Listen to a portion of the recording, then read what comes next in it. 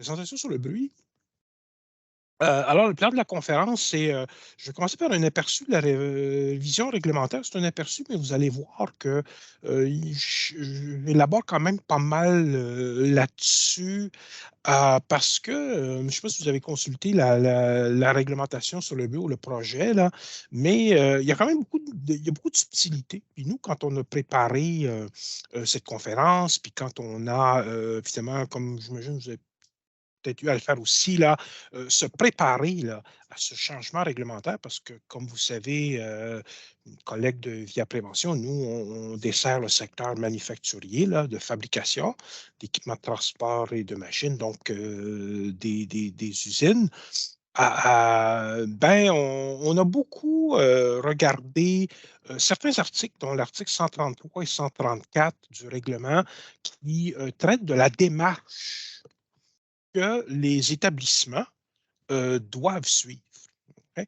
Donc, je vais vous l'expliquer. J'ai un schéma qu'on a fait là, et puis une espèce de ligne de temps aussi. Donc, bref, je vous explique ça. OK? Ensuite, deuxième chose, c'est bon, repérage et mesure du bruit. Donc, je vais vous parler là des sonomètres, des dosimètres, la notion de dB, dBA. Je vais vous parler évidemment donc, une démarche d'identification des sources de bruit, des endroits où c'est bruyant, qu'il faut faire, il faut faire des mesures. Mais tout ça, évidemment, c'est dans le but, comme on le fait toujours en prévention, de protéger les travailleurs, de réduire le bruit dans nos milieux de travail. Donc, élimination, contrôle technique, je vais vous montrer quelques exemples d'applications, puis évidemment, la protection auditive, qui souvent là, est nécessaire. Oui. Donc, tout d'abord, changement réglementaire sur le bruit, mise en contexte, quelques statistiques donc, au Québec, ça, on a pris ça de quoi, de statistiques là, qui étaient dans le rapport annuel, ça date comme 2019, quand même, c'est récent. On a tiré ça aussi de littérature du réseau de la santé, là. Et donc, on dit qu'au Québec, entre quelques, quoi, 300 000 travailleurs sont exposés quotidiennement à des niveaux de bruit nocifs. Donc, on va parler des normes, le 85 dBA, tout ça, là. Donc, c'est quand même un chiffre important. La surdité, c'est en fait la première maladie professionnelle quant au nombre de cas indemnisés. Je peux vous dire, là, quand on présente, nous, on a une formation aussi qu'on donne, qu'on a développée là, à l'intention de nos travailleurs là, sur le bruit. Là. Puis souvent, un des commentaires qui est fait, là, c'est que le bruit, c'est une première maladie, ça vient quoi? Avant les maux de dos? Avant les TMS? Je pense que, peut-être je pense que c'est tu sais, le bruit, là, en termes de maladies, ça vient avant les maladies telles que la silicose, l'amiantose et là, je vous dis ça sous toute réserve, là, on est entre nous autres, là. Tous les maux d'eau et TMS, c'est peut-être considéré comme, c'est pas classifié comme maladie, non, je sais pas, comme un mot d'eau, c'est comme un événement qui survient au travail. Mais quoi qu'il en soit, écoutez, là, c'est clair, là, ces chiffres-là montrent que le bruit, là, c'est un problème important. C'est ça qu'il faut vraiment retenir. Et puis, il y a plus de quoi 95 000 travailleurs qui ont eu une surdité professionnelle reconnue par la CNSST entre 97 et 2018. Là. Donc, le bruit, il y a des statistiques, peut-être on peut les interpréter, mais ce qui est clairement un problème important qu'il faut adresser. Puis, donc, le règlement vient à point là, avec un renforcement des normes à 85 dBA, là, à 8 heures. Je pense que c'est ça qui est le message. Là. C'est bon? Et donc aussi une autre statistique, on voit donc dans 2016 et 2021, ben, on voit que justement le nombre de cas de maladies professionnelles reliées là, au bruit, là, ben, c'est en progression. Compte tenu du changement réglementaire, qu'on va descendre à 85 dBA, c'est-à-dire que ça s'annonce pas bien pour le futur, à court terme en tout cas? Mhm. Dans quel sens, Denis? Je pense que c'est sûr que tu sais, les normes étant renforcées, ben, il va falloir qu'on protège mieux nos travailleurs. Ouais, c'est ça. Mais Le temps que les gens là, se conforment à ça, oui, effectivement. oui, oui, oui. Mais Mhm. hein. Donc, Mais oui, c'est ça. Je pense que la c'est tangente, bon. on était Mhm. dû, disons, là. Ouais. Exactement. Oui. Tu l'as très bien représenté. Tu l'as très bien dit. Tony, Oui, est-ce oui. que tu penses que c'est plus parce qu'on a plus de connaissances et qu'on accepte plus les surdités ou qu'il y en a réellement plus parce que les gens ont plus de machines avec du gros bruit ou s'il y en avait Mhm. avant, mais ils étaient moins déclarés? Hein. Hmm. Oui, c'est une bonne question. Hmm. Oui, c'est en progression. Pourquoi? Effectivement, peut-être l'âge, peut-être le nombre de travailleurs. Oui. Peut-être que ça se développe, évidemment, avec le temps, là, l'atteinte auditive. Donc, c'est l'accumulation, en fin de compte, là, de l'exposition. Peut-être ça, effectivement, là. C'est une bonne question que tu poses. Mais c'est une Oui, oui, hypothèse oui, mais c'était plus au niveau de des. réponse. Mhm. Oui, ben oui, on s'en doute qu'il y a plus de monde, plus de bruit, mais nos machines sont meilleures, moins bruyantes, donc on s'attendrait à ce qu'il y ait une diminution, Hmm. oui, une Hmm. certaine augmentation pour la population des gens affectés, mais Mhm. est-ce Ouais. qu'on n'a pas des sourds qui n'ont jamais été indemnisés, qui ne font pas partie des Ouais. stats là, en Ouais. 2016? Mhm. Ouais, moi, j'ai l'impression, effectivement, l'accumulation de l'exposition au bruit, là.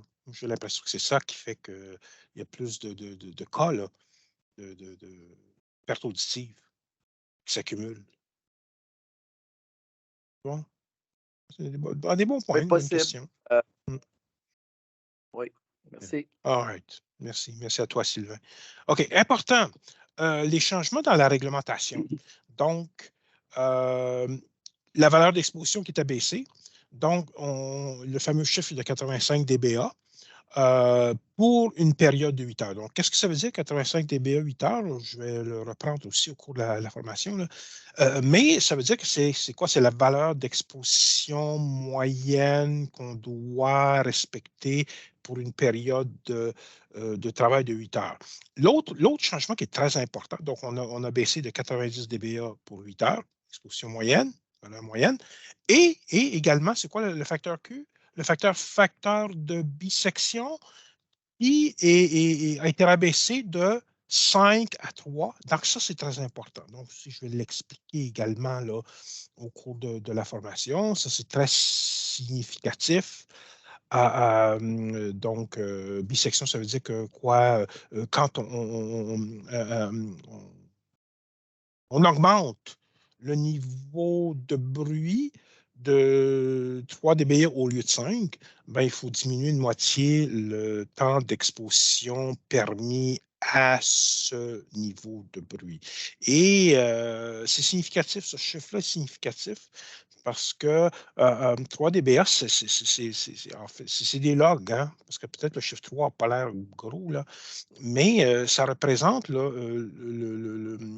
quand on augmente de 3, c'est le double d'énergie sonore que l'oreille humaine reçoit et qui donc peut causer du dommage, là, du moins long terme. Donc, significatif. Donc, première chose, norme abaissée. Deuxième chose très importante, je vous parlais au début, là, c'est peut-être une des subtilités du règlement que je vais vous expliquer. Et un des messages importants, c'est que le règlement exige qu'on fasse une démarche de réduction du bruit et de l'exposition. Et la nouveauté aussi, du moins au niveau établissement, c'est qu'il y a des échéanciers, il y a des dates qu'il faut respecter, des échéanciers. Donc ça, je vais l'expliquer avec le schéma dont je vous parlais. Peut-être avant de continuer, est-ce que je pourrais demander nos collègues là, de Via Prévention, vous êtes dans le transport, dans le secteur transport et entreposage, mais vous êtes bien assujetti au règlement santé-sécurité, là. On s'entend, là. Tout à fait. Exact. Oui, là, comme travailleur du Québec, oui. OK. Ah, mais vous avez beaucoup, Julie, de travailleurs qui sont assujettis règles fédérales? Oui, Ah beaucoup oui, de oui. transporteurs Ah. qui sont fédéraux. Ah oui, oui, OK. Donc, il y a des. Oui, c'est vrai que ça, c'est sûr que ma présentation, c'est basée sur le règlement santé et sécurité du Québec, hein. OK, c'est bon, c'est bon. Oui, c'est intéressant. OK. Donc, ça, c'est nouveau. Également, la notion de moyen raisonnable. Donc, ça, on n'avait pas ce terme-là avant, là. Donc, les moyens, c'est que oui, il y a du bruit, donc il faut trouver des moyens pour le réduire. ou protéger les travailleurs. Mais le terme raisonnable, là, ça fait la distinction entre des moyens qui agissent vraiment sur le bruit comme tel, plutôt que les mesures administratives, plutôt que la protection auditive. Donc, message important dans le nouveau règlement, c'est vraiment réduire le bruit. C'est ça qui est vraiment l'objectif. On va élaborer là-dessus aussi. Autre changement, ben, le bruit doit être mesuré. Ça, c'est important, hein. On fait la distinction aussi dans le règlement entre le mesurage du bruit et l'identification des sources de bruit, ou des situations de travail. En fait, on ne parle pas de sources de bruit, mais des situations de travail à risque. Ça, vous allez voir la nuance qu'on fait. Et la nouveauté également, c'est que les mesures, là, les sonométries, des cartes de bruit, là, dosimétrie, il faut que ce soit fait par des personnes compétentes. Bon, ça, je pense que c'est comme, c'est comme évident. Ça l'était avant aussi, je pense. Mais c'est défini personne compétente. Donc, je vais vous le définir ici parce que je pense que je ne l'ai pas dans le reste de la présentation. Mais une personne compétente, ben, c'est comme un hygiéniste, c'est comme un ingénieur acousticien, mais c'est également une personne qui connaît les règles de l'art telles qu'elles sont données dans les normes sur les façons de mesurer le bruit. Donc, euh, les mesures de bruit doivent être faites par un hygiéniste, donc comme j'ai dit, un ingénieur spécialisé, mais une personne qui sommes comme nous, en fait, nous, conseillers, en autant qu'on a suivi là, des formations là-dessus, puis qu'on connaît les normes, on sait comment utiliser les sonomètres et dosimètres, là. Puis donc, nous, quand on fait des rapports là, de bruit, ben, on cite toujours la norme CSA j'ai de mémoire, Z106.56, Z107.56, celle qui est nommée dans le règlement et qui définit les façons de mesurer le bruit. Donc, personne compétente, la nouveauté, c'est défini dans le règlement. C'est une définition qui est simple, là. Okay. Autre changement, c'est les protecteurs auditifs doivent être conformes et sélectionnés selon des normes. Ça aussi, ce n'est pas nécessairement nouveau parce qu'il y avait ça avant.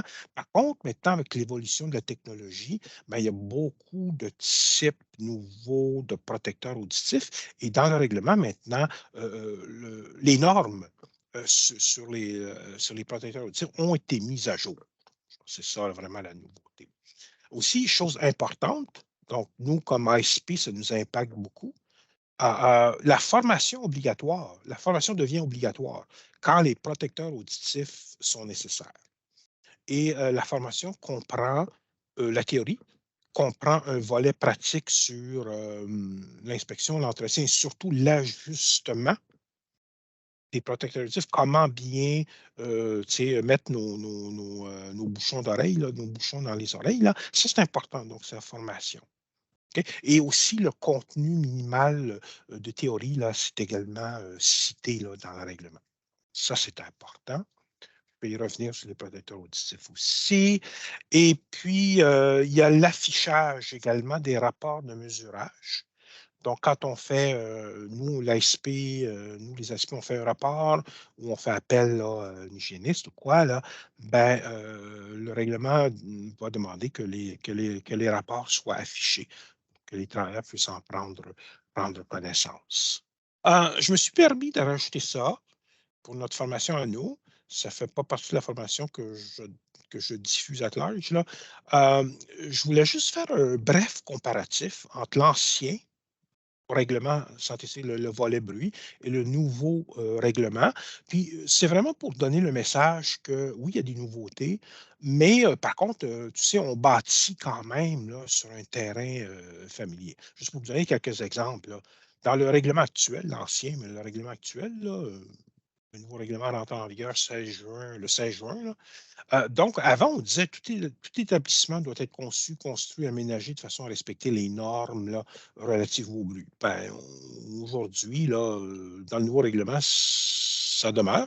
Ça a été raffiné, ça a été amélioré, le règlement a été bonifié. Mais on dit lors de la conception, de l'aménagement de l'établissement, l'employeur doit de même là, réduire le bruit, protéger les travailleurs, réduire l'exposition. Dans l'ancien règlement, on dit l'employeur doit réduire le bruit, isoler tout poste de travail, insonoriser les locaux. Si ce n'est pas possible à protecteur auditif. Puis on voit que dans le nouveau règlement, on demande ça aussi. L'employeur doit réduire le bruit. Par contre, évidemment, ça a été raffiné, ça a été amélioré. Et évidemment, dans l'ancien règlement, tout protecteur auditif doit atténuer le bruit. Ces protecteurs doivent être conformes à une norme. C'est la même chose aujourd'hui. L'employeur doit fournir un protecteur auditif quand il n'y a pas d'autres moyens. Ils doivent atténuer le bruit de façon à rencontrer les normes également, mais les normes aussi, comme j'ai dit, ont été mises à jour. Et puis, j'ai aussi inclus quoi? Donc, dans le règlement actuel, on disait aussi qu'une affiche doit être présente dans le milieu de travail pour indiquer là, port de protecteur auditif est obligatoire dans l'usine ou dans telle partie de l'usine. Bien, ça aussi, c'est dans le nouveau règlement, ça demeure. Dans l'ancien règlement, on disait que le bruit doit être mesuré au moins une fois l'an.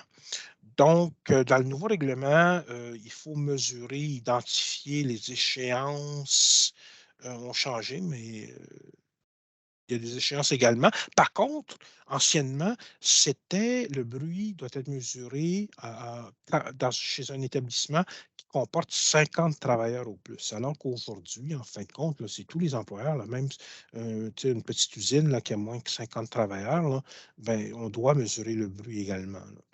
Pour résumer ça, on peut dire là, que la nouvelle réglementation, c'est une démarche. Tony, Oui, Charbel? c'est le mesurage. Charbel? Nouvellement, le mesurage doit être fait Charbel, dans c'est ton 30 micro? jours. Je ne t'entends pas. Tu ne m'entends pas? Est-ce que vous, les autres, vous m'entendez, non? Oui, là, je t'entends. OK.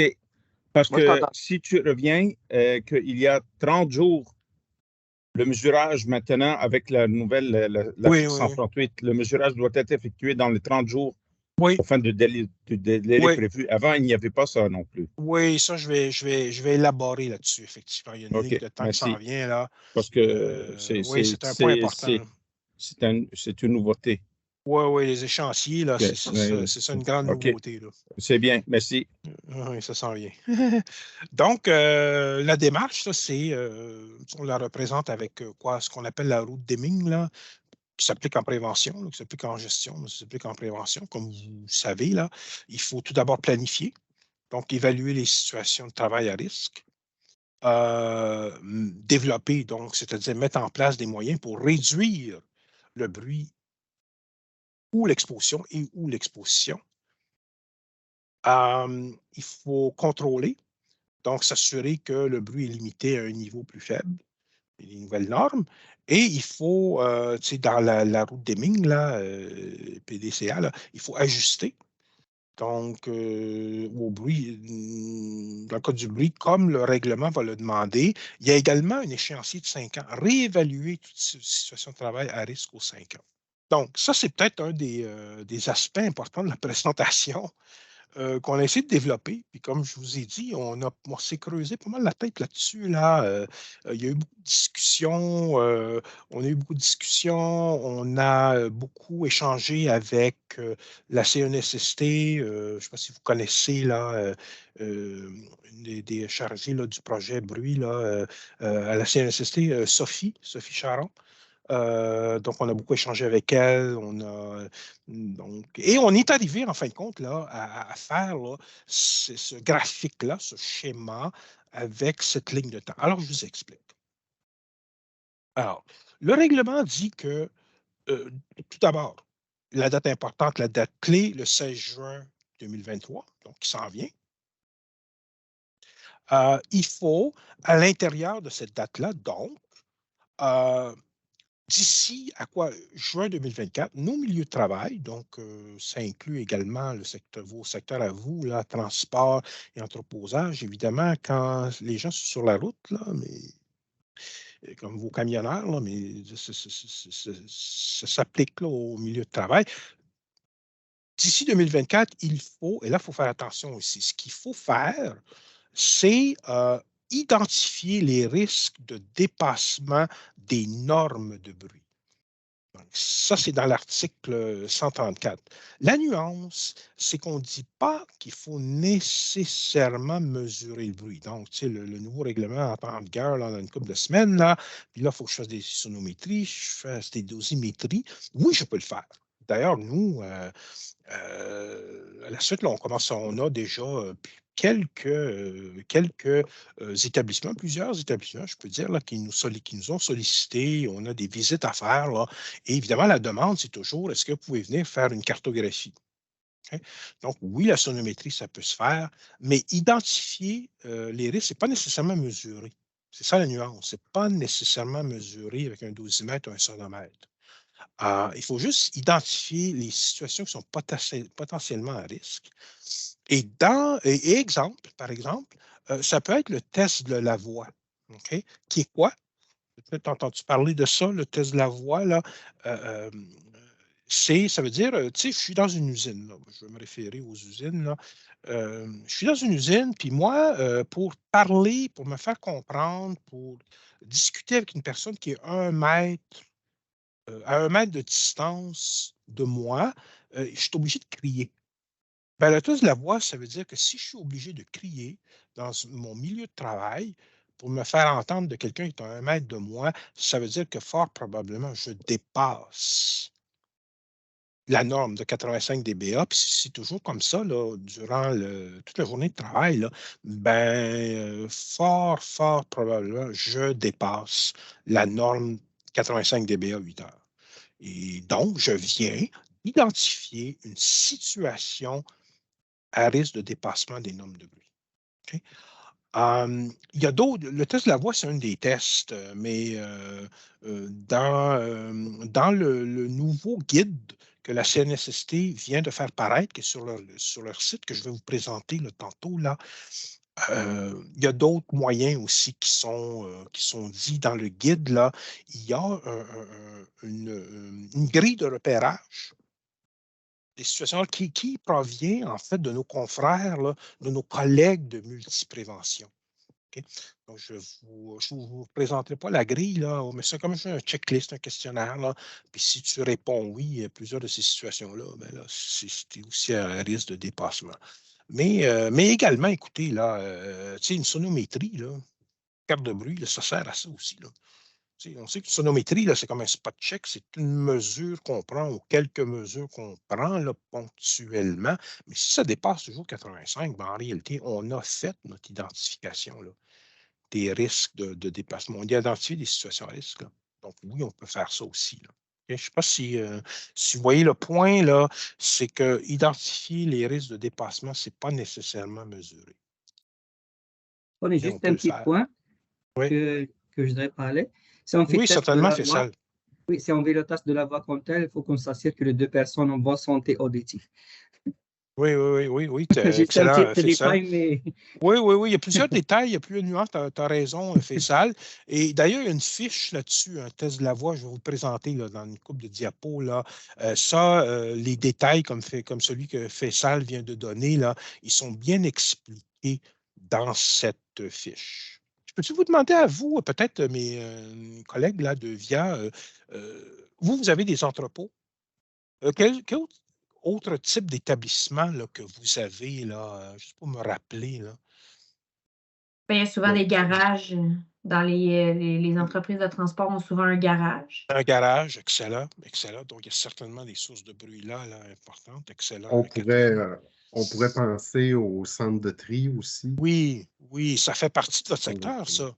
Oui, Oui, exact. excellent. Oui, On a très, tout, très on a bon tout point. l'environnement, là, donc les camions-pompes sont quand même très, très bruyants là, aussi. Oui, excellent, excellent. Non, définitivement, vous en avez, là. Très bon. Merci. Merci tout le monde. Là. Donc, en fait, l'identification des sources, ce que vous avez fait, là, on l'a un peu fait, là, identifier des sources qui sont potentiellement à risque de déplacement, tout ce que vous avez dit de dépassement. C'est une tournée d'usine, ça revient à ça là, aussi. Là. Donc, les sources de bruit qui sont bruyantes, mais le test de la voix, c'est une façon qualitative là, de vraiment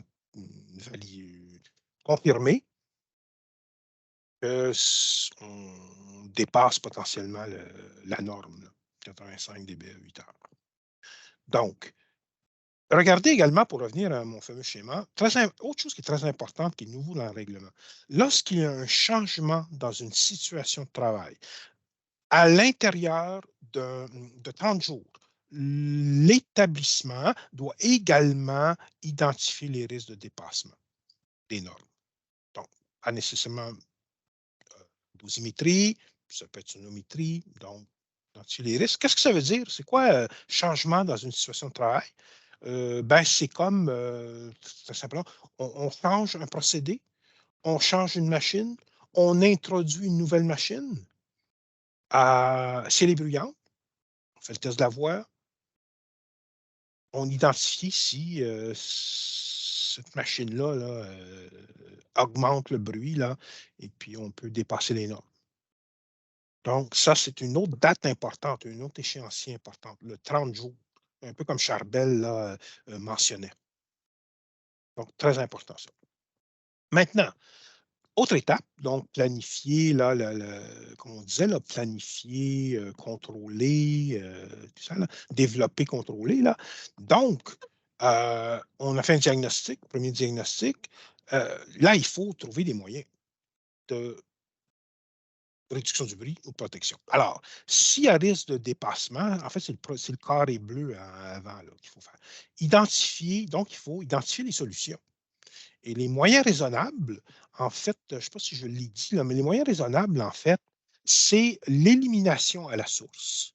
C'est le remplacement des équipements, des camions, des engins, par des équipements qui sont moins bruyants.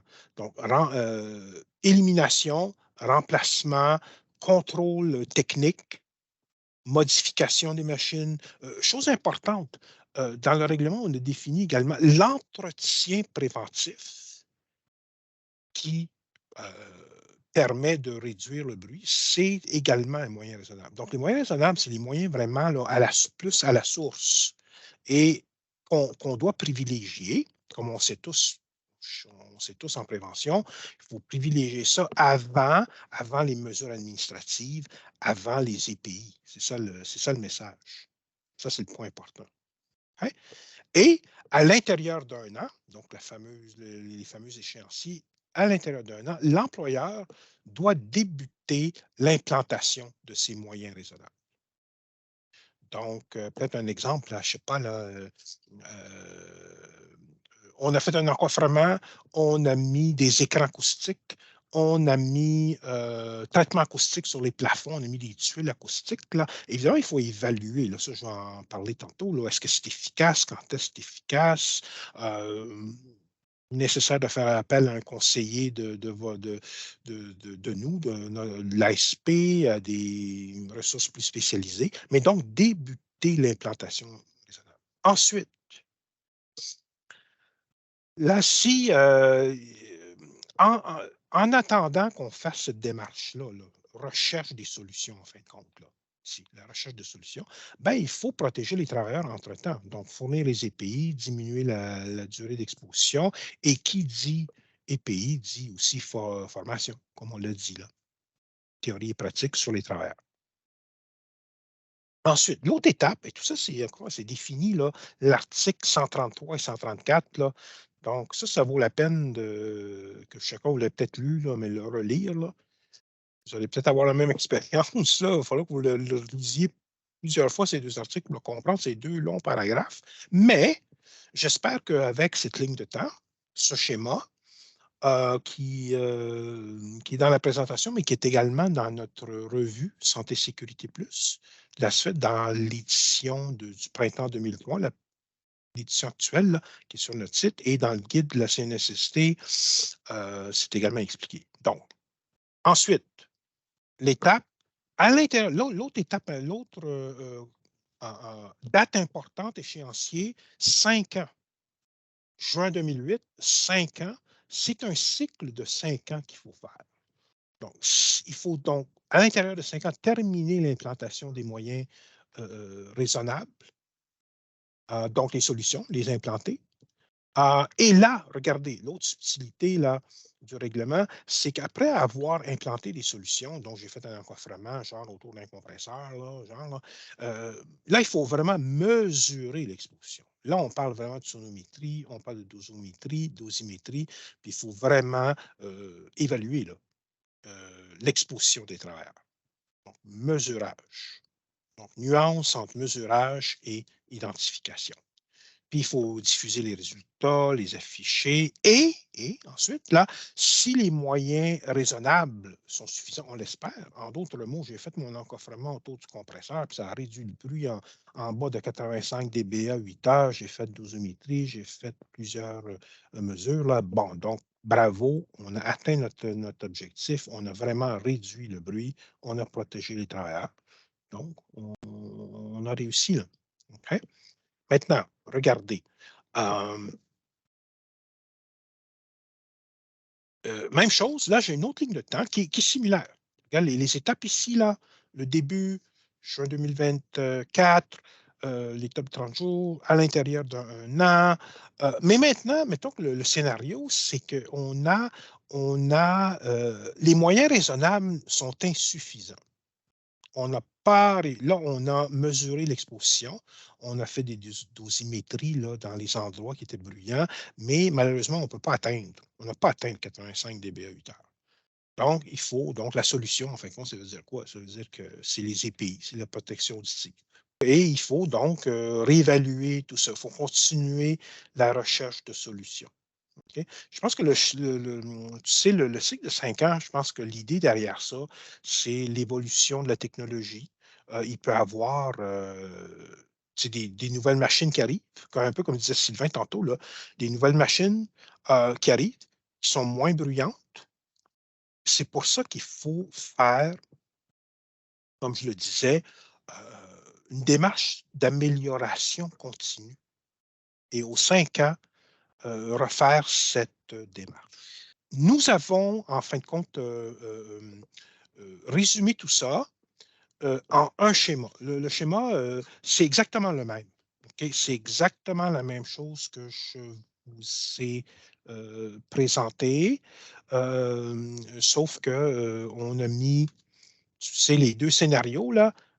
J'ai réussi à réduire le bruit, je n'ai pas réussi, là, on l'a comme fusionné en deux. Aussi, ça, j'ai rajouté ça dans ma présentation. Donc, tout récemment, hein, sur le site, je ne sais pas si vous êtes allé voir, mais sur le site de la CNSST, on a mis deux schémas importants. Un schéma qui résume, je vais y aller à droite ici, un schéma qui résume les principales étapes de la section bruit du règlement. Okay?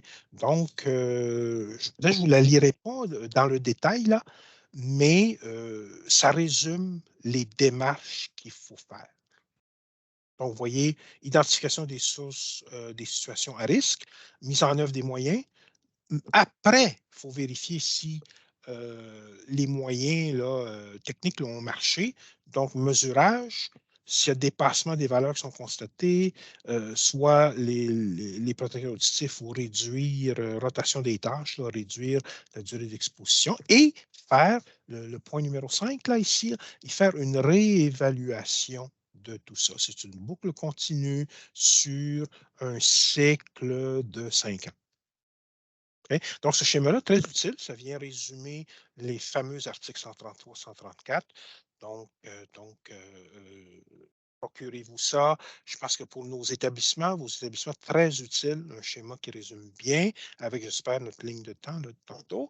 Je vous mentionne également, puis je les mets côte à côte, là, qu'il y a un même schéma qui, pour le Code de sécurité des travaux de construction. Okay? Et là encore, il y a des nuances, il y a des différences entre les deux. Là. Mais mettons, je n'irai pas dans le détail là, du côté construction, là, mais il faut le lire également. Ce n'est pas tout à fait la même affaire. Et eux, d'ailleurs, eux, juste en passant, là, eux, ils n'ont pas les échéanciers. Le 1 an, le 30 jours, le 1 an, 5 ans, ils n'ont pas ça. La fiche test de la voie, alors avec les détails là, ici, là. Donc, encore une fois, je ne vous le lirai pas au complet, mais Ça mentionne d'ailleurs les conditions, dont ce que Faisal a mentionné, là, que il faut que ce soit fait par des personnes, comme les travailleurs, là, qui ont une bonne audition. Différents. Donc, ils vont dans le détail sur une fiche là, recto verso. Donc, ça, c'est important à voir. Transmettre ça à nos établissements. OK. Voilà. Juste en passant aussi, dans le code de sécurité travaux construction, le test de la voix est cité dans un des articles, mais il sert à plutôt déterminer quand les protecteurs auditifs sont nécessaires sur un chantier de construction. Je vous mentionne également, si vous ne voulez pas déjà télécharger, mais un guide qui est très important pour nous en tant que conseillers et puis pour nos établissements, le guide de la CNSST sur la réduction du bruit, guide sur les moyens pour réduire l'exposition des travailleurs. Donc, très bien fait, ils expliquent très bien. La réglementation, ils ne vont pas dans tous les détails. Mais ce qui est bien là-dedans, ils expliquent bien les principes du bruit, comme je vais vous expliquer. Et puis, ce qui est bien aussi, il y a beaucoup d'exemples de façons de réduire le bruit. Ça, c'est pas mal cool. Peut-être que vous vous rappelez, là, dans les années 90, là, il y avait un guide là, de la CSST à l'époque là, sur la réduction du bruit en milieu de travail. C'est une réédition de ce guide-là, mais beaucoup bonifié. Donc, très précieuse ressource pour nous. Voilà. Donc, pour ça, maintenant, mesure du bruit. Donc, j'en ai parlé, la mesure du bruit, ça se fait soit par sonométrie ou dosimétrie. Donc, sonomètre, oui, Méline?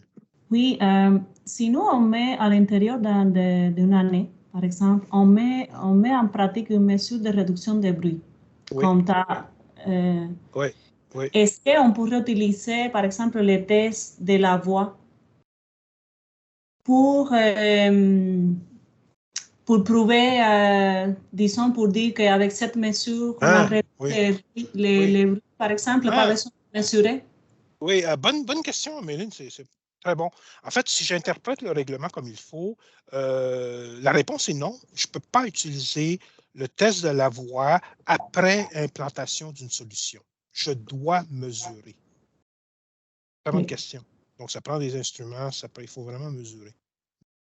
Ouais, c'est ça la nuance. Merci. Oui, c'est cool. Alors, le sonomètre, donc ici, on a dit, juste pour résumer de façon simple, là, ça mesure le niveau quand il est assez constant. C'est un spot check, là. C'est un sonomètre. Quoique les sonomètres modernes, comme le Larson Davis, c'est comme le modèle qu'on a nous autres, là, ben, on peut quand même mesurer sur des périodes pas mal longues. On peut échantillonner sur des périodes. Mais le point, là, c'est que c'est un spot check qu'on fait, là. Tandis qu'un dosimètre, là, ça calcule vraiment la dose de bruit sur une journée de travail au complet. On peut faire des dosimétries sur des échantillons sur quelques heures, là, si c'est représentatif là, de la journée de travail. Donc, grosso modo, là, c'est ça les deux grandes différences. Okay?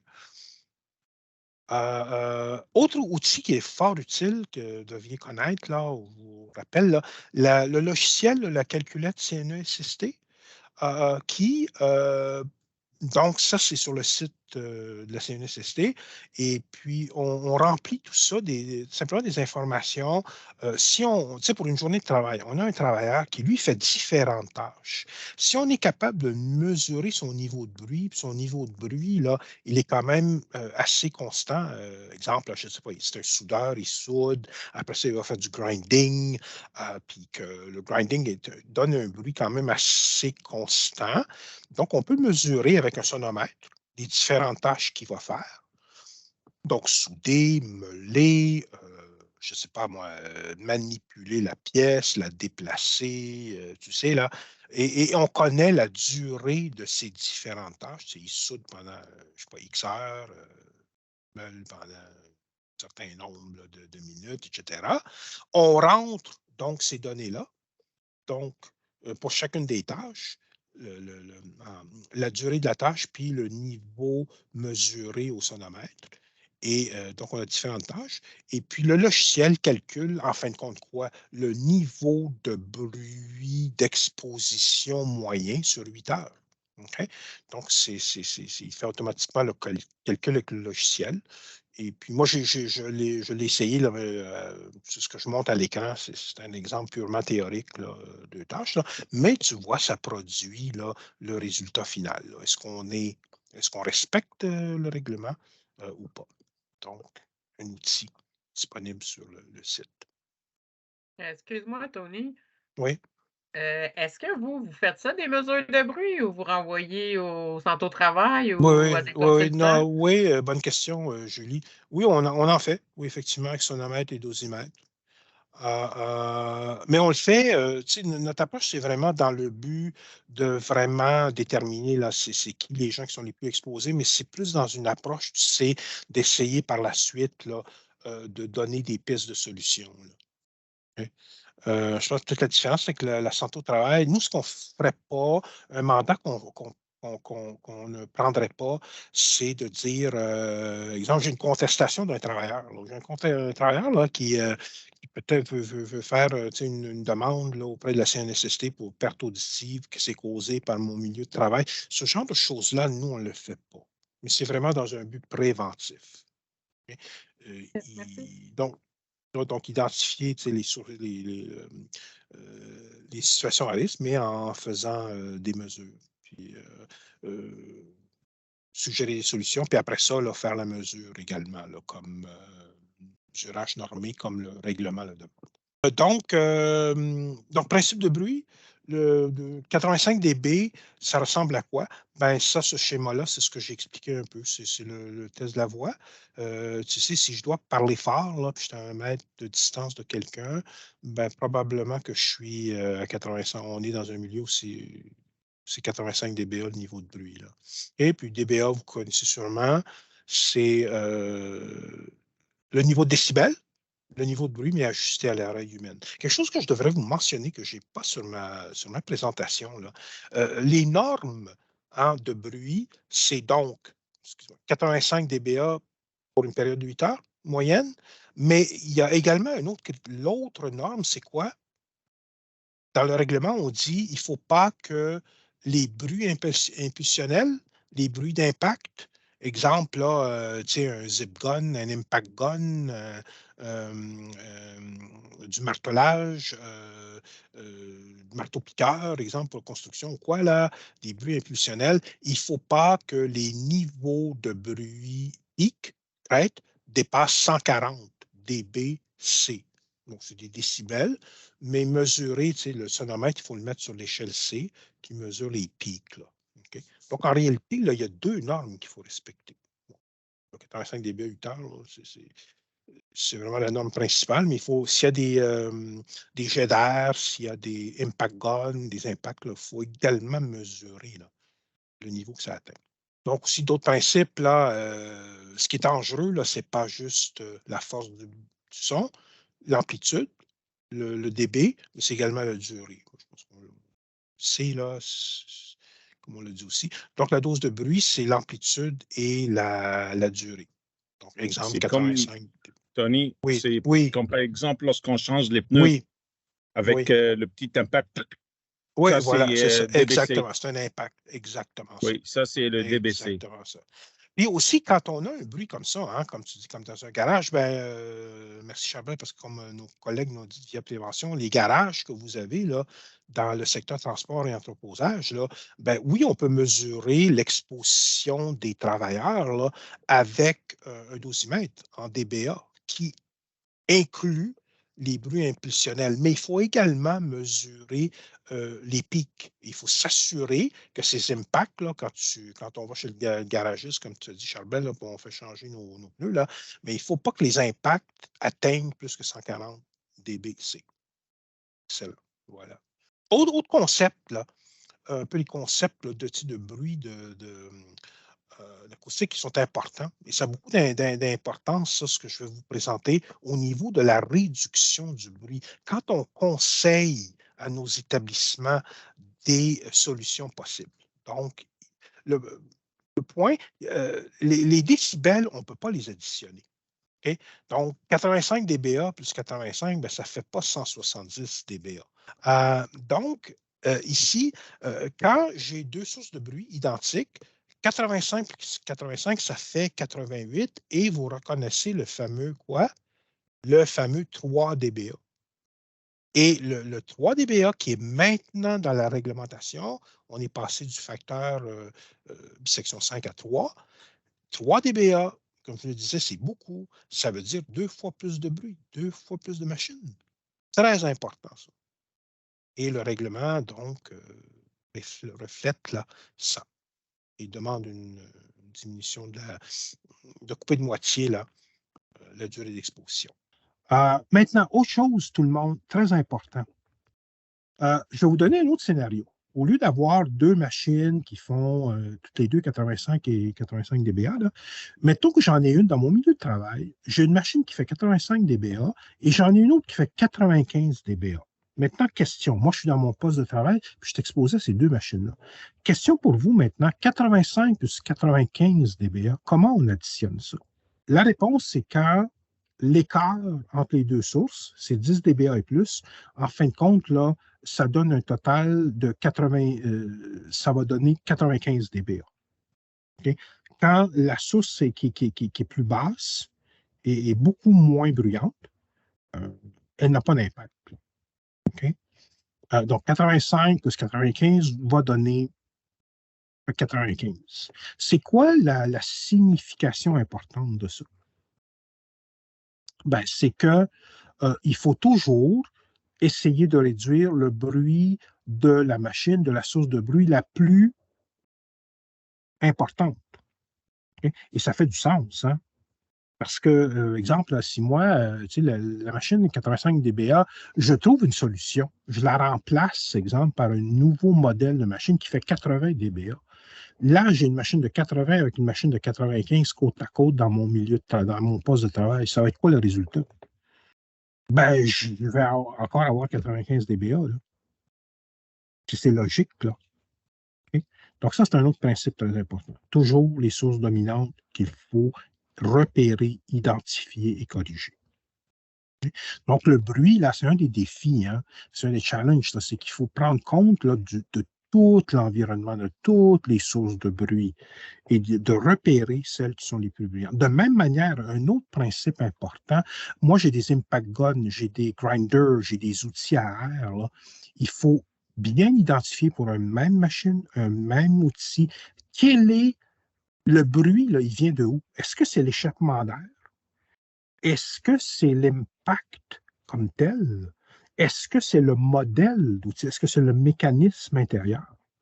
Tu sais, pour un impact gun, là, c'est probablement l'impact lui-même. Donc, si, mettons, je mets un silencieux à la sortie d'air, fort probablement que ça n'aura pas d'effet. Par contre, un grinder, peut-être que, effectivement, c'est l'échappement d'air qui pourrait être la source dominante. Donc, c'est important de faire cette analyse pour le déterminer. Aussi, un autre concept, là, le risque, c'est-à-dire le risque là, d'atteinte auditive à long terme. Ça, c'est un graphique qualitatif là, en fonction des niveaux de bruit.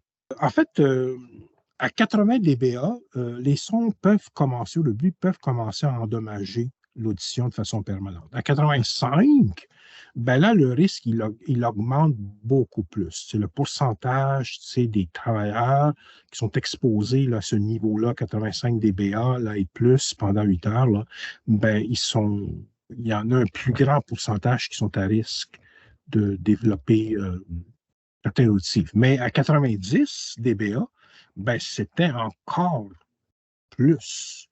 Donc, déjà, le fait qu'on a baissé la norme de 90 à 85 dBA pour 8 heures, bien déjà, c'est une grande amélioration. On parlait des statistiques au début, là.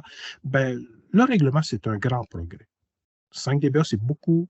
Si on arrive à mieux les protéger, à réduire le bruit dans les milieux de travail de 5 dBA, on aura fait quelque chose de vraiment considérable et on aura vraiment protégé là, beaucoup mieux les travailleurs. Mais 80 dBA, je sais que dans le secteur peut-être de la santé au travail, j'ai déjà vu des rapports là, faits par hygiénistes du santé au travail où eux recommandaient d'atteindre, de viser 80 dBA. Mais comme je dis, 85 dBA, c'est déjà un grand progrès. C'est ce que le nouveau règlement demande. Puis évidemment, 120 dBA, c'est vraiment, pour vous donner une idée, c'est le seuil de la douleur, c'est des niveaux qui sont extrêmement élevés. Il faut réduire ou, je pense, c'est vraiment se protéger, comme les marteaux piqueurs, des choses comme ça. Justement, pour vous me donner des exemples de niveaux de bruit dans nos milieux de travail, ça, c'est des mesures de sonométrie qui ont été faites dans des usines de notre secteur. Donc, les peintres, puis spray boot, 85 à 90 dBA. Nous, dans notre secteur, on a beaucoup de machines à découper au plasma. Au plasma pour découper. Et 93 à 98 dBA, c'est des mesures de niveau de bruit qui ont été mesurées. Et on a aussi dans notre secteur d'activité des test bench, des bancs d'essai pour des moteurs de véhicules, d'équipements de transport, véhicules, avions. Et puis à l'intérieur des bancs d'essai, ça peut atteindre 97 à 102 dBA.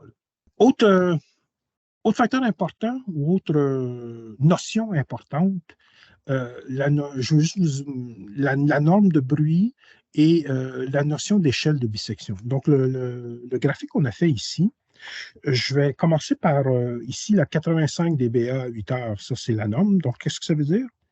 Ça veut dire que je peux être exposé à 85 dBA pendant 8 heures. Question fréquemment posée. Cette norme-là, est-ce que c'est avec les bouchons d'oreille ou sans les bouchons d'oreille? Donc, la réponse, en fait, c'est que c'est la norme permise. Si je suis à 85 et moins, je respecte le règlement sans avoir de bouchons d'oreille. C'est la norme permise.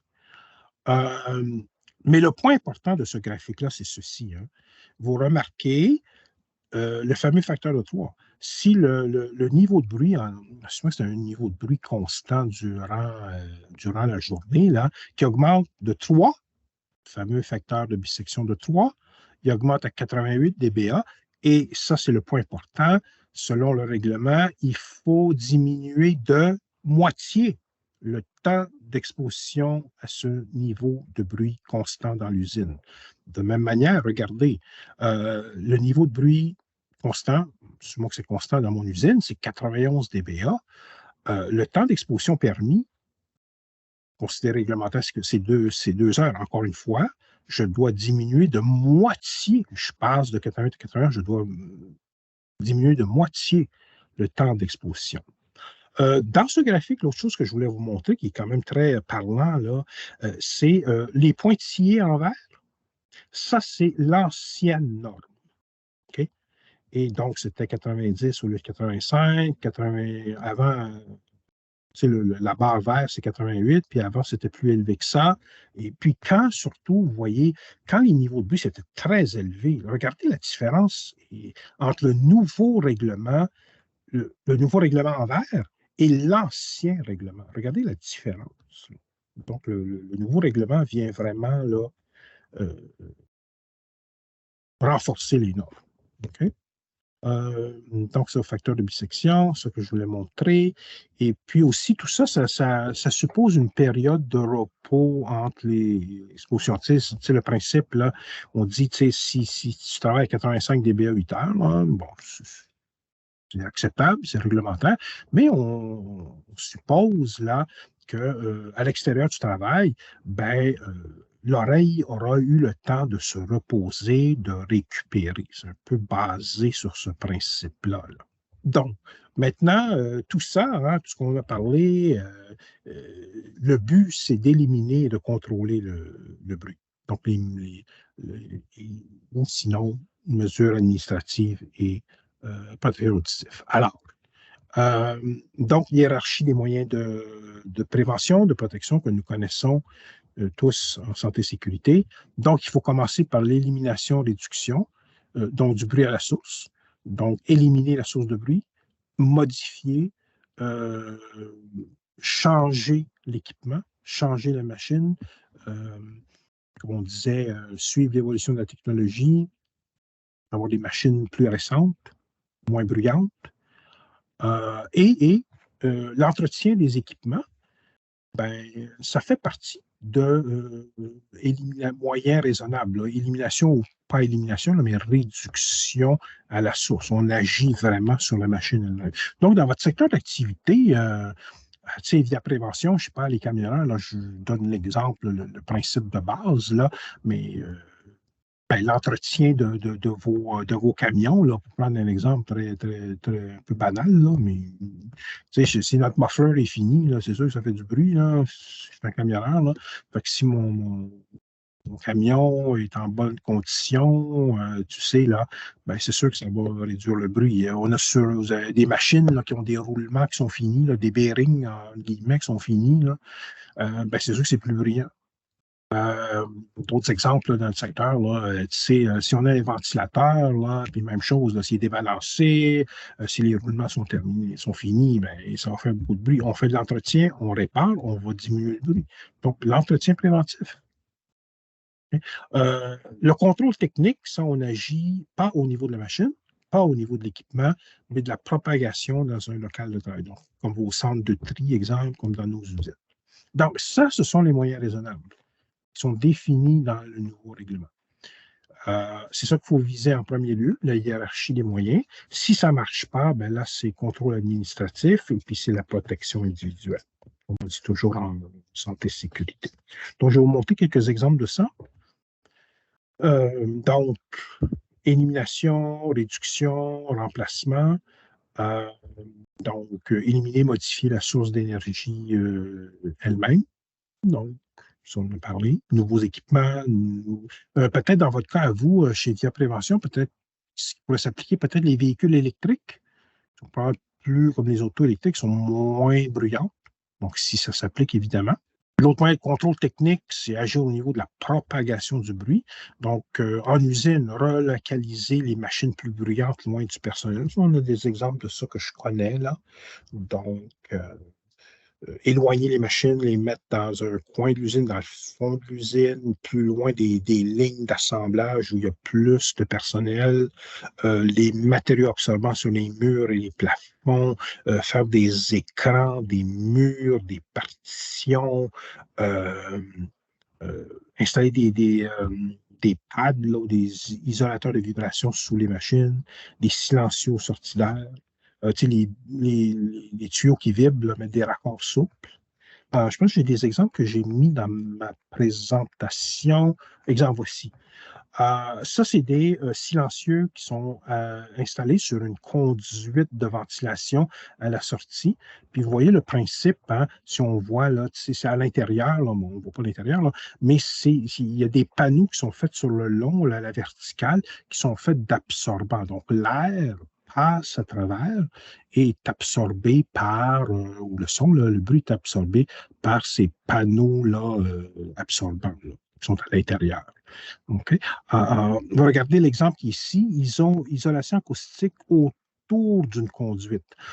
Le point important de ça, je pense, c'est très important de faire appel à des firmes d'ingénieurs en acoustique spécialisés. Okay, pour s'assurer que vraiment ça fonctionne. Je pense qu'il faut avoir les pistes de solutions. Nous, à la SFET, je pense que vous, VIA aussi, là, moi, je donne souvent ce type, et je vais revenir à toi, Caroline, là, je donne souvent ces pistes de solutions. Mais la chose qui est importante, là, c'est d'être capable de donner au client un estimé de l'efficacité possible. Et comme je le disais, est-ce qu'on a bien ciblé la source de bruit dominante qu'on vient contrôler par ces moyens? Comme à droite, là, exemple, là, est-ce que ce n'est pas un silencieux qu'on devrait mettre à l'intérieur? Est-ce que le bruit y est vraiment rayonné, propagé à travers la cheminée, là, la conduite? Donc, très important, une bonne analyse. Caroline? Oui, j'ai une petite tranche de vie à partager avec vous. Oui. Là. une industrie Tremcar qui font les citernes, que tu dois connaître assez bien, là, Tony. Et puis, ils ont eu la visite de la DSP, puis qui demandait une double protection à l'intérieur Oui. quand ils font la soudure. Oui. Fait que là, moi, j'ai fait des recherches avec 3M, avec leur équipement, là, parce qu'eux autres, ils ont les trucs pour de respirables, là, pour le soudage, là. Les APA, dans le fond. Oui. Puis, c'est pas toutes les APA qui permettent de... Il y a comme un protecteur auditif qui se glisse à l'intérieur, puis qu'il n'y a pas de serre-tête. Je sais pas si tu as déjà vu ça. Non, je ne les ai pas vus pour les appareils respiratoires, là. Mais OK. Mais c'est ça, c'est juste que eux autres, leur appareil respiratoire, l'espèce de protecteur auditif qui fit dans le casque de soudeur, là, qui a l'APA, il ne fitait pas. Fait que là, il se ramassait qu'ils ne pouvaient pas, mettre ça. Fait que là, moi, je leur ai parlé peut-être de faire de la réduction à la source, d'essayer de se mettre quelque chose, un contrôle technique à l'intérieur de leur citerne, mais qui pourrait déplacer au fur et à mesure qu'ils faisaient leur soudure. Fait que là, ma question, c'est, as-tu déjà vu ça, quelque chose, comme de réduction à la source, mais qui pourrait se déplacer au fur et à mesure? C'est vrai, il m'en vient pas en mémoire. Mettons, j'aurais un équipement, puis que... Ben, c'est sûr que sur les chantiers de construction, on a tous vu là, les compresseurs là, avec un encofrement. C'est sûr que c'est un appareil qui est bruyant qu'on déplace. Oui, c'est vrai. Ouais, mais encore une fois, les encofrements, c'est un bon point que tu dis, Caroline. C'est sûr que nous, on va suggérer ces solutions, mais c'est le design. Il faut voir comment le designer. Oui, c'est ça que je leur ai suggéré, de peut-être faire affaire à quelqu'un qui leur fasse un insert en matériel résistant à la soudure, qui pourrait permettre de faire moins d'effets de rhum là, à l'intérieur. Exactement, c'est ça. Moi, j'ai vu, je t'ai envoyé, je pense, Caroline, celui de... j'ai oublié le nom de la compagnie, mais c'est des petits écouteurs qui sont écouteurs en même temps et qui sont CSA selon OSHA, qu'on peut les utiliser au-dessous des coquilles.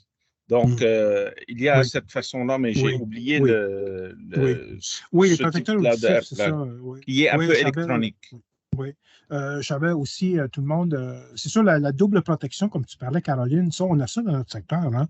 Dans les bancs d'essai dont je parlais, là, pour tester les moteurs là, à plein régime, là, tout ça, là, on a des usines où eux, quand ils doivent aller là, dans le banc d'essai, ils prennent double protection, c'est-à-dire bouchon d'oreille plus des coquilles. Au niveau des contrôles techniques, un autre exemple, parmi d'autres, là, mais les gonaires, les soufflettes là, pour souffler l'air, ben, il y a des outils qui existent, comme cette fiche technique de la IRSST qui date de 2014, là, donc qui permet de choisir là, différents modèles d'embouts de soufflettes là, qui sont plus silencieuses, mais qui sont quand même performantes, qui poussent quand même suffisamment l'air pour être capable de nettoyer. Là. Donc, c'est un exemple là, d'outils. Je peux vous souligner aussi que au niveau du réseau de la santé, peut-être que Fessal connaît, là, il y a une mallette qui existait à l'époque, là, qui a été faite par des CLSC, là, qui montrait différents types de soufflettes qu'on peut donc essayer là, dans le milieu de travail, puis ça nous aide aussi à choisir les bons gonaires, en guillemets. Denis? Oui, ben, j'avais vu, moi, dans le temps, dans l'ancienne vie, là, beaucoup sur les garagistes, autoprévention, on pourrait en parler, là, des régulateurs de pression à même le soufflette. Pour maintenir la norme par rapport à la pression en kilopascal. Oui, parce que quand on parlait sécuritaire, il y a aussi l'aspect, il ne faut pas que ça pousse trop d'air. Il faut limiter ça avec un régulateur à 30 PSI. Okay. Mais donc, il y a des choses à faire. C'est ça qui et dans le guide de la CNSST, là, il y en a quand même beaucoup là, de pistes de solutions. Donc, il y a des choses qu'on peut faire. Puis rappelez-vous, là, c'est vraiment une démarche continue sur un cycle. C'est ça l'idée, là. C'est sûr, les pistes de solutions, c'est sûr qu'il faut essayer. mais il y en a des moyens. Donc, hiérarchie des moyens de prévention, si ça ne marche pas, contrôle administratif. Donc, Oui, comment? Tony, ouais, j'avais levé la main, je pense que tu ne l'avais pas vu. Excuse, Sylvain, oui. Oui, pas de problème, c'est juste que l'exemple des soufflets, c'est plutôt de viser l'élimination totale de ces merveilleux produits qui envoient des contaminants partout dans l'air. Oui. Sur les gens et sur les pièces. Oui. C'est peut-être ça le message qu'on devrait lancer quand on parle de soufflet. Oui, c'est un bon point aussi. Oui, c'est un très bon point, Sylvain, oui. D'autres méthodes, oui. Comme exemple, les copeaux. Comme les copeaux, là. Oui. Comme les copeaux, utiliser une brosse. Oui, tu as raison, tout à fait. Mais c'est sûr que quand on parle de balayeuse, on parle de bruit aussi, là, puis pas vraiment mieux. Excellent. Donc aussi, au niveau contrôle administratif, arrêter le fonctionnement inutile des équipements. Réduire la vitesse ou la pression, ça, je l'ai mis dans le contrôle administratif, mais ça pourrait être agir au niveau de la source. De plus, ça pourrait être un moyen raisonnable plus à la source, là. Mais juste un exemple de ça, on a déjà fait des tests dans une usine, je me rappelle, là, vous savez, les tables à plasma là, pour découper les plaques dont je parlais. Souvent, là, dans les usines, là, la pression d'air, c'est 100 PSI. Hein. C'est comme le standard, tout roule à 100 PSI. Mais en réalité, on avait diminué la pression d'air à 70 PSI, puis la découpe se faisait pareil, là, à la torche, là, au plasma. Puis on avait réussi un certain niveau de diminution. Je dois vous dire, la diminution n'était pas 10 dBA, c'était quelques dBA, 2-3 dBA, mais c'est un exemple où on peut agir là-dessus. Là. Les méthodes de travail moins bruyantes, un exemple bien bête, là, dans notre secteur, tu as des pièces là, qui sont usinées, mais sont croches, où il faut les réparer. Là, puis pour les redresser, qu'est-ce qu'on fait? On fesse dessus à la masse, ça a l'air un peu bête, cru à dire, là, mais donc utiliser une presse hydraulique pour redresser des pièces au lieu du martelage. Un autre exemple que j'ai vu dans une usine, là, on avait des chariots de pièces et puis les gens, là, ils lançaient les pièces dans le chariot. Donc, encore une fois, ça a l'air bête, là, mais ça faisait beaucoup de bruit. Alors qu'on peut peut-être les déposer. Puis aussi, ce qu'on s'est aperçu, c'est que l'aménagement des lieux, il n'y avait pas assez de bacs à pièces à proximité des travailleurs. Donc, des mesures très simples, là. Et on a diminué le bruit. Okay. Denis? Moi, ce que j'ai vu encore une fois dans le garage, c'est qu'ils utilisent énormément d'impact. L'impact, mais c'est pneumatique, puis le bruit que ça occasionne, mais il y avait une problématique. Fait qu'ils ont fait un projet pilote, puis ils ont essayé des impacts, mais à batterie.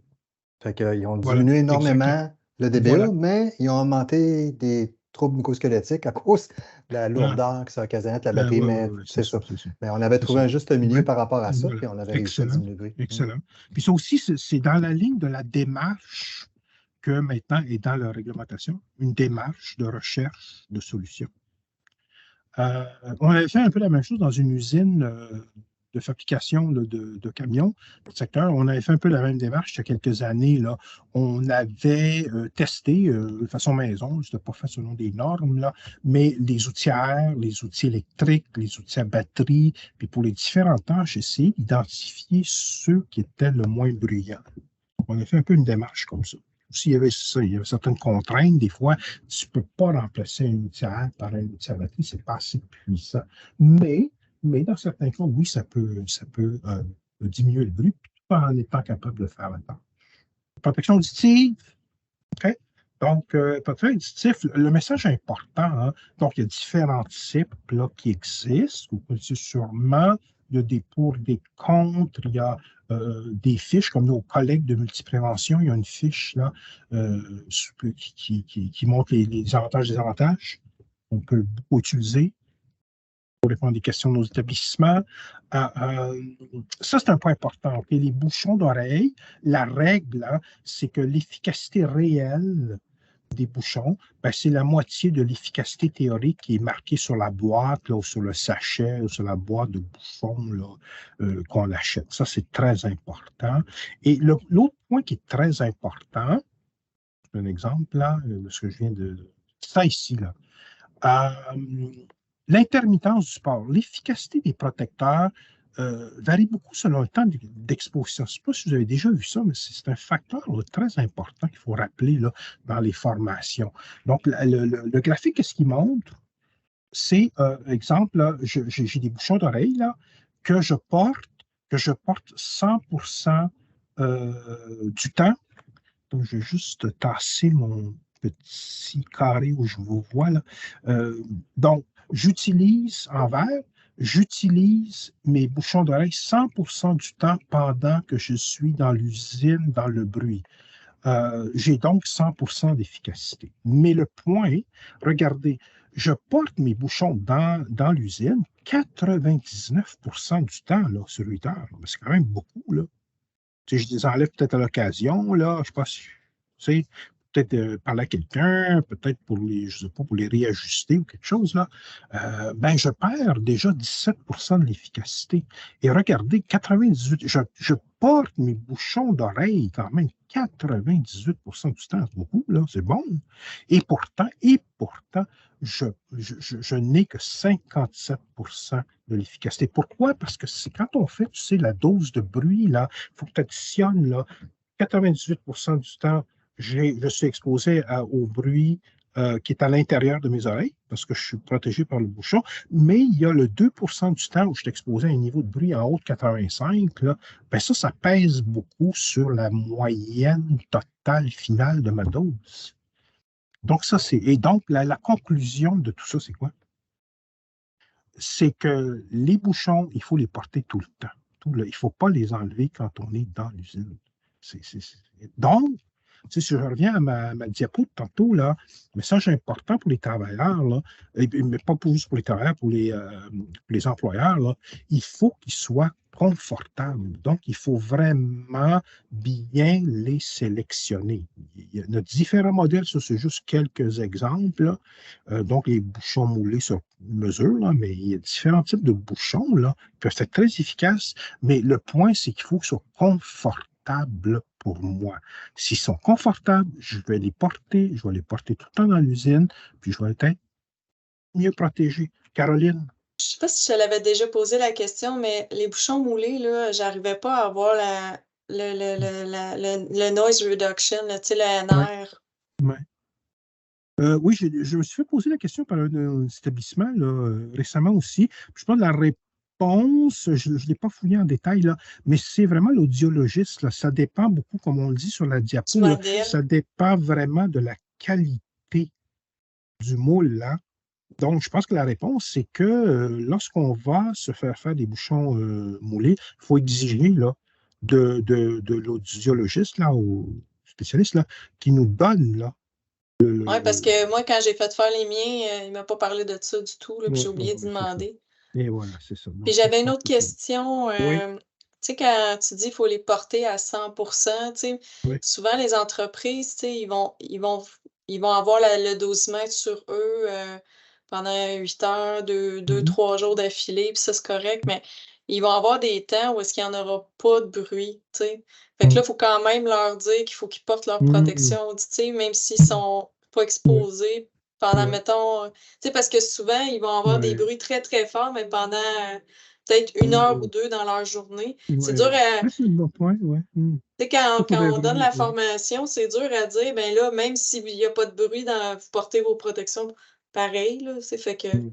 Oui, c'est un bon point, effectivement. Il faudrait creuser ça plus parce que vraiment, il faut les porter pendant qu'on est exposé au bruit. C'est parce que la perte d'efficacité, c'est quand tu les enlèves pendant l'heure ou 2 heures là, où tu fais du grinding, où tu as une machine qui est très bruyante, tu as un banc ici, puis tu travailles pendant 2 heures de temps, là, coupé, tu sais. C'est pendant cette période-là qu'il faut absolument toujours se protéger. Là. Puis en fin de compte, là, c'est un peu comme la calculette, le logiciel, c'est ça, en fait. Il faut mesurer la protection, le niveau d'exposition, le niveau de bruit pendant la période bruyante, puis notre exposition pendant la période non bruyante. Là. Et puis là, on pourrait vraiment répondre. Là. Ta question est très bonne, très bonne. Charbel, tu avais un commentaire là-dessus? Oui, la majorité des bouchons moulés, c'est comme tu as montré tantôt, 31 dB. Puis ici, évidemment, il y a, est-ce qu'on diminue le facteur de 2, comme les bouchons, à cause que ils sont pas, dans le cas des bouchons, si on les porte pas bien, là, là, il y a une perte. Mais les bouchons moulés, ils sont vraiment moulés sur mesure. Oui. Donc, on peut penser que si c'est 31 dB, là, qui est le niveau, là, testé, là, on peut conserver ça, là. Ben, on peut peut-être ne pas réduire par 2. Il y a ça aussi comme question. Comme c'est ça, effectivement. On ne réduira pas l'efficacité par 2. Oui, parce que le facteur de 2 de diminution, c'est parce que je crois que les bouchons, là, les plugs jaunes, là, tout ça, là, je pense que ça se comprend. Là. Le niveau théorique, là, ça c'est fait en laboratoire, c'est une tête de mannequin, ils sont ajustés parfaitement, mais quand nous autres, on les met, là, peut-être on les ajuste peut-être pas parfaitement, puis pendant une journée de travail, contrairement à un test là, en laboratoire, nous autres, on bouge, là, le travail, on bouge tout le temps, là, fait qu'ils vont se désajuster, là. Donc là, le facteur de 2, il se comprend bien, là. Mais les bouchons, par définition, les bouchons moulés, ils sont vraiment moulés à notre oreille, là. Okay? Donc, on peut s'attendre à vraiment une efficacité qui est meilleure. Mais j'ai eu cette question-là aussi, là. Puis j'ai essayé de rebondir ça. Là. Bon, alors ça c'est bon. Et voilà. Donc, ça c'est une photo, là. Ça illustre bien. Des fois, on voit ça à gauche, là. Des fois, on en voit des travailleurs qui sont de même. Fait que si le bouchon, là, il sort de l'oreille, là, tu le vois qu'il sort de l'oreille, c'est sûr que là, c'est pas ajusté comme faux. Là.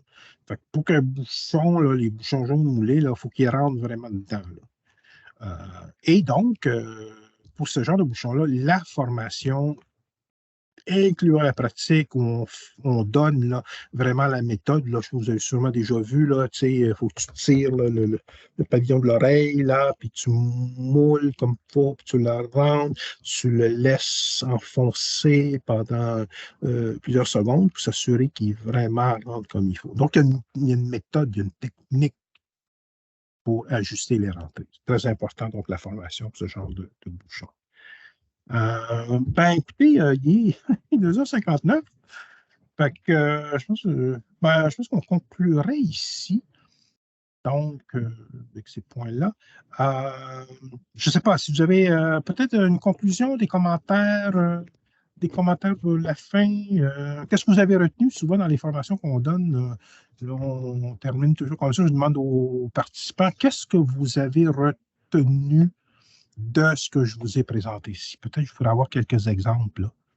Tony, moi, je suis en train de faire quelque chose justement pour plus la qualité de l'air.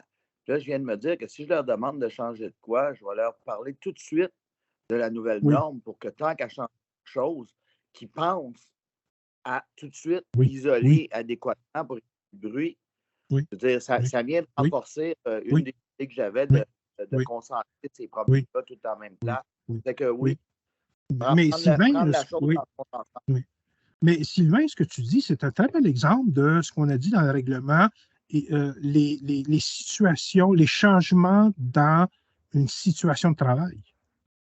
Et là, le règlement demande quand on change un système de ventilation, on introduit un système de ventilation, on introduit de la captation à la source pour des soudeurs. Là, il faut évaluer, il faut identifier si c'est une situation à risque de dépassement. Donc, test de la voix, exemple. Sonométrie, spot check. Ça, c'est un bon exemple, ça. Donc, quand ventilation, excellent, ventilation à la source, excellent, on protège les travailleurs, mais il faut vérifier au niveau du bruit. C'est tout à fait ça, et c'est exactement ça, c'est du brasage. Donc, oui, on va sûrement avoir à rediscuter. Excellent exemple. Ça, c'est un bon exemple.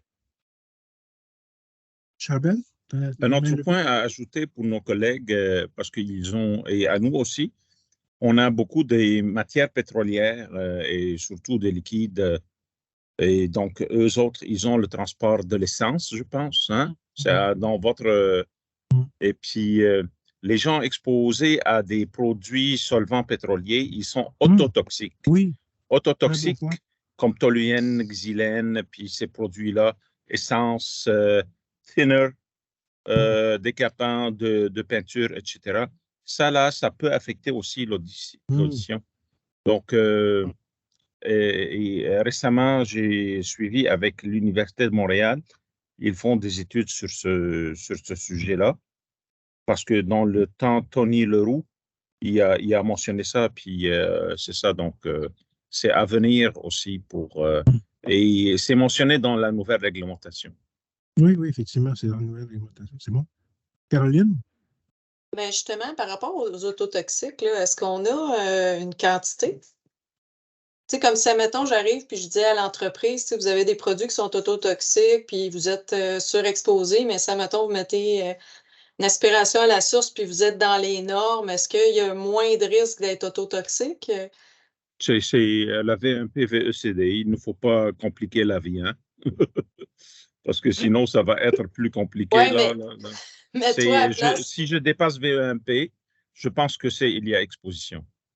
Oui, mais mets-toi à la place de l'entreprise. Je vais arriver puis je vais leur dire si vous avez un produit autotoxique, avez-vous un problème ou non? T'sais? Comment, si, mettons, ils font une évaluation dans l'air puis que là, ils ne dépassent pas les normes, est-ce que je peux d'emblée leur dire qu'ils n'ont pas de problème autotoxique parce qu'ils respectent les normes? C'est un peu ça ma question. Mais ça, c'est un des facteurs qui s'ajoute, autre que le bruit, que le facteur de l'existence des produits qui peuvent empirer la situation dans l'oreille. Donc, parce que je respire, puis ça rentre, c'est pas seulement dans l'oreille, c'est que ça rentre dans ton système sanguin. Point.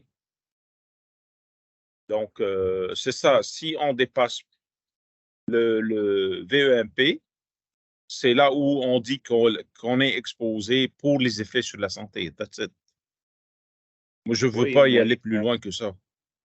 Mais Charbel et Caroline, si vous pensez juste au bruit qu'on vient d'entendre, c'est à 80 qu'on commence à avoir des dommages, pas à 85. Donc, c'est un peu la même chose pour les VEMP et les VECD qui descendent avec les années, à mesure qu'on a des preuves. Ça fait que prévenir, c'est toujours mieux, mais effectivement, si on joue le réglementaire, on est correct avec la VEMP et la VECD.